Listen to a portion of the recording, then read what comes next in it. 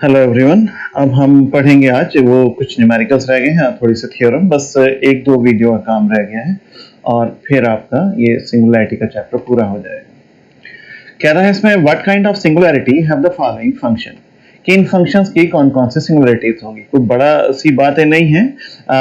ये है z बराबर पाई बाई 4 पे और इन्फिनिटी हमने बाद में बढ़ाया था। फिर इसको यहाँ पे देखना है, ये देखना है, एक एक करके इसको क्या पढ़े जाऊँ डिस्कस करिए तो आपको पता चल जाएगा। चलिए पहला फंक्शन है आपका, जस्ट अ मिनट कमेंट जी। पहला फंक्शन है 1/sin z minus cos z। जाहिर सी बात है इसका आप जीरोस कुछ नहीं कर सकते, आप इसको सिर्फ पोल्स देखेंगे। तो आपने कहा poles of F Z can be given as, और आपने इसको जीरो के बराबर कर दिया। अब इसको करा 10z1 आ गया, तो 10z1 तो 10z पाई बाई 4, इसकी आप जर्नल वैल्यू निकाल लीजिए। ये हो रहा है कि tan थीटा बराबर tan अल्फा, तो थीटा बराबर n पाई प्लस अल्फा। तो ये अल्फा ही है पाई बाई 4, तो n pi plus alpha, n बराबर ये आपके भागे चले जाएंगे। अब इसका लिमिट पॉइंट निकाल लीजिए। किसका लिमिट पॉइंट निकलेगा? पोल्स का। क्या होता है वो? Non isolated essential singularity. इसे रट लीजिए कि पोल्स का limit point non isolated essential singularity और जीरोस का आइसोलेटेड एसेंशियल सॉरी। तो फिलहाल अभी तो आपका ये मैंने ये z निकाला, इसमें n बराबर इन्फिनिटी डालिए तो सीधे इन्फिनिटी आ जाएगा। तो z बराबर infinity is the limit point of this pole. So z बराबर infinity is non isolated essential singularity. लेकिन पाई बाई 4 पे भी पूछा था, तो पाई बाई 4 कुछ भी नहीं है। Pi by 4 is nothing but a simple pole, बस एक लाइन में लिखा। अगला ये था फंक्शन z बराबर sine z minus cos z। ठीक, इसको जीरो करिए, tan z1 आ गया, तो वही सेम है, लेकिन ये वहां पे क्या था? ऊपर वाले में था पोल्स और यहाँ पे क्या है? जीरोस। तो z बराबर infinity is the limit point of the zero. So ये आपकी आइसोलेटेड एसेंशियल सिंगुलैरिटी होगी। ठीक है, आइसोलेटेड एसेंशियल सिंगुलैरिटी। अब अगला सवाल देखिए इसमें, फॉर द पोल्स, इसमें पहले पोल्स, ये z स्क्वायर प्लस 4 है, वो बेवकूफ ने ऊपर लिखा, तो प्लस माइनस 2 आ गए, तो बिल्कुल खत्म हो गया क्वेश्चन, 1 मिनट का सवाल है। तो z बराबर plus minus 2i are the poles of order 1। ठीक है, या z बराबर प्लस माइनस 2i सिंपल पोल, एक ही बात है। तो इसमें कहीं और बस इसमें यही, उसमें कोई लिखा नहीं था कि कहाँ पता करना है, तो बस आपने ये कर दिया, क्योंकि e की पावर वैसे भी z बराबर 0, तो z is equal to minus infinity आएगा, उस पर हम चेक नहीं कर सकते, तो इसको आप करेंगे भी नहीं, गलत। तो बस अब अगला देखिए, इसमें तो गिवन होगा आपको कि काय में देखना है, आपको इन्फिनिटी पे चेक करना है और अगले वाले को भी इन्फिनिटी पे चेक करना है।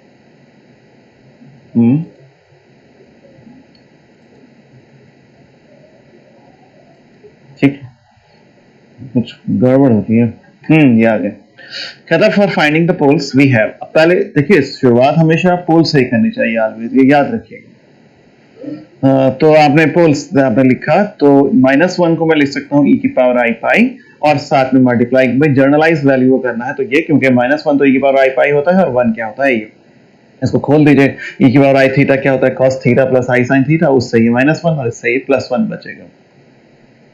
तो खैर z को ऐसे करिए, कंपेयर करिए, n को इन्फिनिटी डालने पर n बराबर यहाँ पे लिखा नहीं है 1 2 3 प्लस माइनस 1 2 3 प्लस पॉजिटिव भगाइए, हमेशा 1 ही आएगा, चाहे +1 चाहे -1। देखिए क्योंकि कॉस में तो वैल्यू चाहे n +1 हो, चाहे n -1 हो, चाहे 0 हो, क्योंकि कॉस खुलेगा ना, cos 2n पाई, तो n चाहे निगेटिव चाहे पॉजिटिव फर्क नहीं पड़ता है, तो n कोई भी इंटीजर हो सकता है यहाँ पे। तो लिख दीजिएगा n इज इंटीजर, या n बराबर 0 प्लस माइनस 1 प्लस माइनस 2। अब वो लिखने में मुझे और देर लगेगी, plus minus 1 and so on. चलिए है, तो इन्फिनिटी आ जाएगा इसका लिमिट पॉइंट, ये पोल्स का लिमिट पॉइंट है, तो ये क्या हो गया? नॉन आइसोलेटेड एसेंशियल सिंगुलैरिटी हो गई।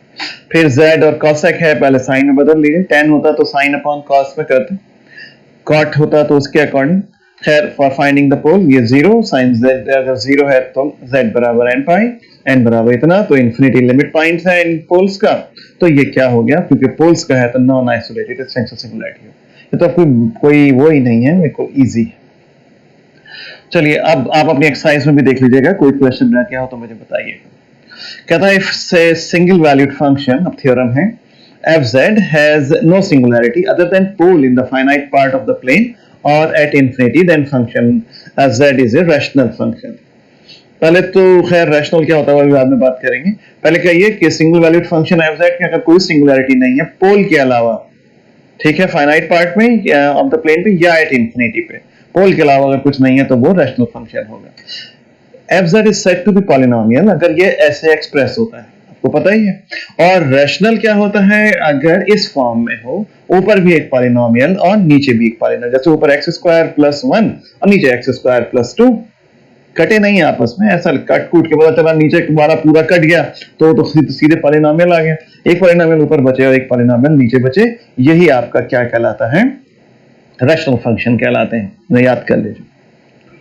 Let fz be a single valued function. Suppose fz has no singularity except pole. पोल के अलावा इस फंक्शन z में कोई भी सिंगुलैरिटी नहीं है including infinity. So let us suppose that function z has a pole at z1 z2 से लेके zk तक, जिनके ऑर्डर m1 m2 mk है। तो in the finite part of z plane then fz को हम ऐसे कर सकते हैं। देखिए आपने कहा पोल है इसके अंदर, तो पोल तो डिनोमिनेटर से ही आएंगे, तो जो फंक्शन z ये डिफाइन है इसके डिनोमिनेटर को मैं ऐसे लिखता, मैंने कहा इसमें पोल है z1 पे है, ठीक है, मैंने लिख दिया, z2 पे है और zk पे है। किस किस ऑर्डर के हैं, m1 ऑर्डर के हैं, m2 ऑर्डर के हैं और mk ऑर्डर के हैं, ऐसे आप लिख सकते हैं। वेयर फाई z क्या है, एनालिटिक है फॉर ऑल दीज वैल्यूज पे, जब नीचे पोल्स हैं तो ऊपर वाले एनालिटिक होंगे। अब इक्वेशन 1 को मैं ऐसे लिख सकता हूं, मैंने phi z is equal to ऐसे लिख दिया क्लियरली। फाई z को हम मैक्लॉरियंस एक्सपेंशन में किसी भी फंक्शन को कर सकते हैं, एनालिटिक को हम इसको भी कर सकते हैं for all finite values of z। तो अब कहता है कि हम डिस्कस अगर करना हो इन्फिनिटी पे तो हमें where it may have a pole, infinity पे भी कह रहा है होगा तो पोल ही मान लीजिए, ऑर्डर m का है, किसी भी ऑर्डर का मान सकते हैं। तो इन्फिनिटी पे बिहेवियर चेक करने के लिए आपको सबसे पहले लिखवाया था z की जगह पे 1/zeta, मैंने कहा था अल्फा लिख देना, कुछ भी लिख दीजिए, z डैश लिख दें, क्या फर्क पड़ता है। तो आप 3 में z की जगह पे 1/z डैश डाल दीजिए, तो ये बटे में चला जाएगा, माइनस साइन हो गया। Behaviour of phi z at z बराबर infinity is the same as the behavior of phi 1/z dash at z dash बराबर 0, ये लाइन हम पहले भी पढ़ चुके हैं। Since phi z का पोल है ऑर्डर m का इंफिनिटी पे, so phi 1/z का पोल होगा z dash बराबर 0 पे of order m। It follows that series 4 में, जिसके लिए ये है must have finite number of terms।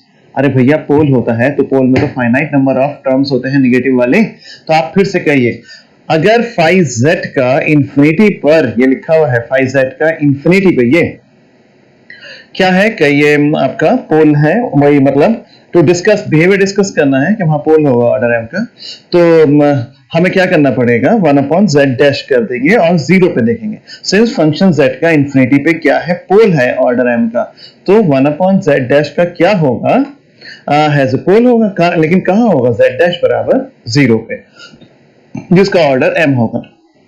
तो जो इक्वेशन 4 लिखी हुई है ये, इसके अंदर कितने टर्म हो जाएंगे, ये फाइनाइट नंबर ऑफ टर्म्स होंगे और वो भी कहां तक जाएंगे, कहिए m तक जाएंगे। तो ध्यान से इक्वेशन 4 में ऊपर इंफिनिटी तक गया था, लेकिन जब ये पता चल गया कि 1/z डैश का पोल है जिसका ऑर्डर m है, तो आप उसमें इंफिनिटी की जगह पे m कर देंगे। यही सबसे खास बात थी, बच्चे भूल जाते हैं कैसे m आया या समझते हैं मिसप्रिंट हो गया। दिस इंप्लाइज, अब आप इसको ऐसे कर सकते हैं कि आप z डैश की वैल्यू को सब्स्टिट्यूट कर दीजिए 1/z, तो ये ऐसे बन जाएगा और ये ऐसे बन जाएगा।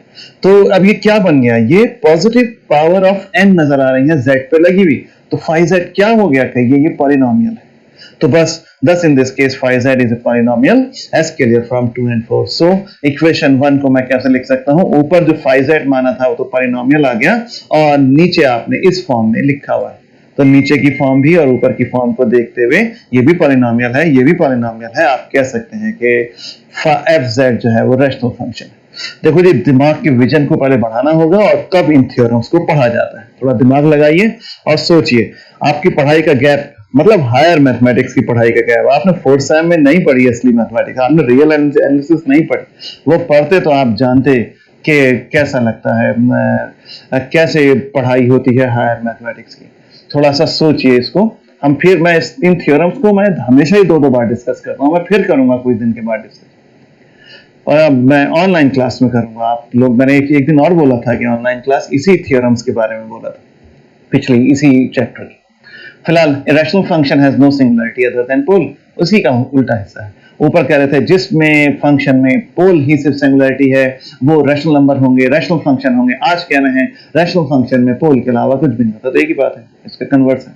Suppose F Z rational function है, सो ऐसे लिखा जा सकता है F Z over psi where 5z and size at both are polynomial having no factor. मैंने कहा था ना फैक्टर कॉमन हो, मैंने पता चला कट के खत्म हो गया, नीचे वाला कट गया, तो रैशनल फंक्शन ही कहां बचेगा।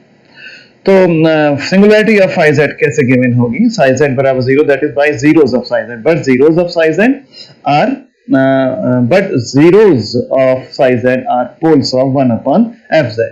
Finally the singularity of fz are the poles of the function zeros of phi z. इसमें कोई इतनी बड़ी बातें नहीं लिखी हुई, थोड़ा दिमाग लगाइए, पिछली थ्योरम्स अगर याद है तो आपको अच्छा लगेगा। पिछली थ्योरम्स आपको याद रखनी पड़ेंगी, तभी कहानी जो है वो आगे।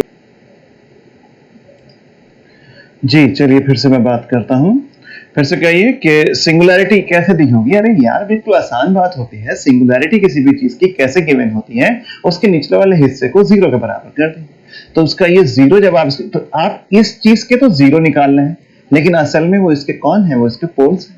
इसमें क्या इतनी बड़ी बात है, साइज जेड बराबर जीरो, मतलब सिंगुलैरिटी ऑफ एफ जेड क्या होगी, जो नीचे वाला हिस्सा है साइज जेड बराबर जीरो, डिनोमिनेटर को by the zeros of size Z. But zeros of size Z जो हैं वो क्या हैं, पोल्स हैं, किसके, 1 अपॉन साइज जेड के। Finally singularity of F Z, ये जो फंक्शन जेड की सिंगुलैरिटी होगी वो क्या होगी, वो पोल्स होंगे, आर द पोल्स होंगे। असल में वो पोल्स जो हैं वो साइज जेड के नीचे वाले हिस्से के जीरोस, बस लिखने का तरीका होता है और कुछ नहीं। तो इससे आपको पता चलता है कि रैशनल फंक्शन में पोल्स के अलावा कोई भी सिंगुलर, असल में हम इसको जीरो कर रहे हैं ना इस वाले टर्म को, इसके तो जीरोस निकालना है, लेकिन वो एफ सेट के पोल्स हैं, बस इतना याद रखिए। क्योंकि जिसके पोल्स, जिसके आपने जीरो बोला वो 1 अपॉन में है गिवन फंक्शन में, तो जीरोस का 1 अपॉन क्या होता है, वो पोल्स होता है। ये शायद पहली थ्योरम थी। चलिए खैर ज्यादा लंबा तो नहीं हो गया है।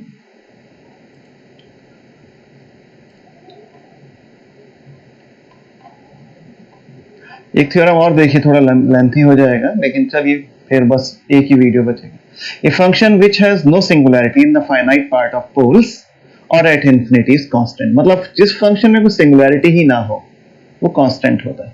Suppose the function has no singularity in the finite part of F, has no singularity at infinity, मान लिया कहीं पे भी सिंगुलैरिटी नहीं। पहला क्या है, इसमें कोई सिंगुलैरिटी नहीं है तो एनालिटिक है ना। सिंगुलैरिटी का मतलब तो ये होता है कि जहां सीज हो जाए एनालिटिक होने। एनालिटिक है तो आप टेलर सीरीज से एक्सपेंड कर देंगे। आप मैक्लोरियंस, तो ये मैक्लोरियन से हुआ है, जीरो पे करा है ना, तो एक ही बात है। जब आपने टेलर से थ्योरम लिखी होगी, जो मैंने नहीं भेजी थी, मैंने आप व्हाट्सएप भेजा था, उसे जरूर लिखिएगा।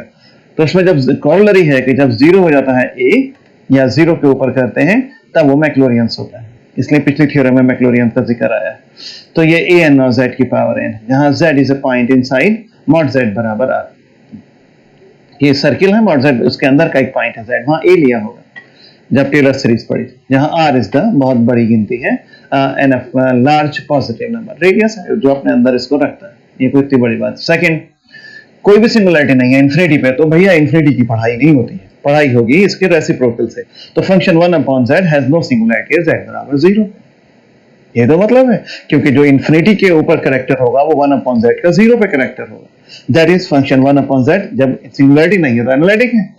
तो since function z has no singularity in the finite part of plane, hence function 1 upon z can be expressed by the Taylor's theorem। ये तो लिखूं ना लिखूं, डायरेक्ट कह देता एनालिटिक हो गया तो भैया टेलर्स थ्योरम लगा दूंगा, मैंने लगा दी फटाफट। या आगे टेलर्स थ्योरम, z की 1 upon z का मैंने z कर दिया, तो मैं ऐसे लिख सकता हूं। अब क्यों मैंने 1 upon z का z किया दोनों तरफ, ये तो मैंने लगाया टेलर्स थ्योरम 1 upon z का, just replace z by 1 upon z in both left hand side and right hand side. Equation 2 आ गई। अब इक्वेशन 1 में भी लेफ्ट साइड में fz है और राइट में भी, और इक्वेशन 2 के भी लेफ्ट में fz है, तो दोनों के राइट आपस में बराबर कर देंगे। ये इक्वेशन आपस में बराबर कब होंगी, ये एक z इन्होंने ऐसा लिखा है, कैसा लिखा है, ये दोनों को आप एक सा बनाएंगे हमेशा। मैं ऐसा वाला कभी बनाता नहीं हूं, मैं हमेशा ऐसे ही z बनाता हूं। देखो साहब, ये आपस में बराबर कब होंगे, जरा इसमें जीरो रखिए, तो यहां क्या आएगा, a0, z0 1 हो गया। यहां क्या आएगा, b0, z0, तो a0 बराबर b0 है ना। और जब मैं 1 रखूंगा तो यहां पे a1 और z, और यहां पे b1 और 1 अपॉन z, यहाँ पे मैं 2 रखूंगा तो यहाँ a2 z स्क्वायर, यहाँ b2 1 अपॉन z स्क्वायर। तो कहता है ये आपस में इक्वल कब होंगे? ये सिर्फ तभी इक्वल होंगे जब आपको an और bn 0 बोलने पड़े। अरे यार यहाँ z स्क्वायर है, यहाँ 1 अपॉन z स्क्वायर है, यहाँ z है, यहाँ तो आपस में इक्वल कैसे हो सकते हैं? ये नहीं हो सकते इक्वल। कब तक नहीं हो सकते? जब तक आपको an और bn जो कांस्टेंट टर्म्स हैं इनको 0 मानना पड़ेगा। तो an bn आप 0 मानिए, किसके लिए? 1 2 3 के लिए। 1 जब इसमें z आएगा, इसमें 1 अपॉन z आएगा, इसमें z स्क्वायर आएगा, इसमें 1 अपॉन z स्क्वायर आएगा। ये बराबर कैसे हो सकते हैं? कहना तभी होंगे जब an और bn 0 है तो 0 बराबर 0। लेकिन कोई क्या 1 2 3 से क्यों करा, 0 पे क्यों नहीं किया? मैंने आपको पहले ही बोला 0 रखिए तो इसमें, तो ये फिनिश हो जाएगा और ये भी फिनिश हो जाएगा। क्या बचेगा? a0 और यहाँ क्या बचेगा? b। तो ये आपस में बराबर होंगे, ये बराबर होंगे और बाकी सारे कोएफिशिएंट 0 हो गए। 10 फंक्शन z जो है उसमें क्या आया? जो आपने ये फंक्शन z माना है इसमें क्या आता था? a0 plus a1। जब खोलूंगा तो a1 a2 तो सब 0 हो गए, क्या बचा? सिर्फ a0 बचा। सोचिए ना, तो क्या बचा? सिर्फ a0 बचा। क्या बचा? सिर्फ b0 बचा। तो बराबर है। तो भैया z वाले टर्म तो फिनिश हो गया, आपने खुद ही 0 मान लिया क्योंकि इन दोनों को बराबर करने के लिए आपको ये 0 कहने पड़ेंगे। तो वो उस चक्कर में आगे के सारे टर्म जो हैं इसके सब 0 हो गए। तो क्या बचा? जो आपने पॉलिनोमियल शुरू में माना था वो क्या रह गया? वो तो सिर्फ a0 रह गया, आगे का सब टर्म 0 है। तो प्रूफ तो यही करना था कि भैया ये कांस्टेंट है, तो सारे भी कांस्टेंट आ गए। Function that is constant. ये बहुत आसान और बढ़िया थ्योरम है। थोड़ा दिमाग लगा के फुल पढ़ाई के एक एटमॉस्फेयर में बैठ के पढ़िए, दिमाग में उलझने नहीं हो कि यार अभी ये कर लूं या मैं वो कर लूं, ऐसा कुछ नहीं। सब कुछ भूल भाल के कूद जाइए इस पढ़ाई में, तभी आएगी। ये मैथमेटिक्स थोड़ी मुश्किल है और आपको क्योंकि क्लासरूम की पढ़ाई से काफी दिनों से दूर हैं और फोर्थ सेम का आपने एग्जाम नहीं दिया ना, न्यू आपको परेशानी है। वरना आप कितना पढ़ते, रात दिन पढ़ते, एग्जाम की टेंशन मोल लेते और एग्जाम दे के आते, तो आप सोचिए आपका इंटेलेक्चुअल लेवल भी बढ़ता। पढ़ाई का जो इंटेलेक्चुअल लेवल होता है वो आपका नहीं बढ़ पाया। और ना क्लासरूम की पढ़ाई हो रही है, रोज आप फेस टू फेस डांट खाते और एक पढ़ाई का माहौल बनता है क्लासरूम में। कभी कभी बना लेते थे, कभी कभी नहीं भी बनाते थे, लेकिन बनाते थे तो उससे भी फर्क अलग आता है। तो फिलहाल खैर पढ़िए बैठ के। ओके।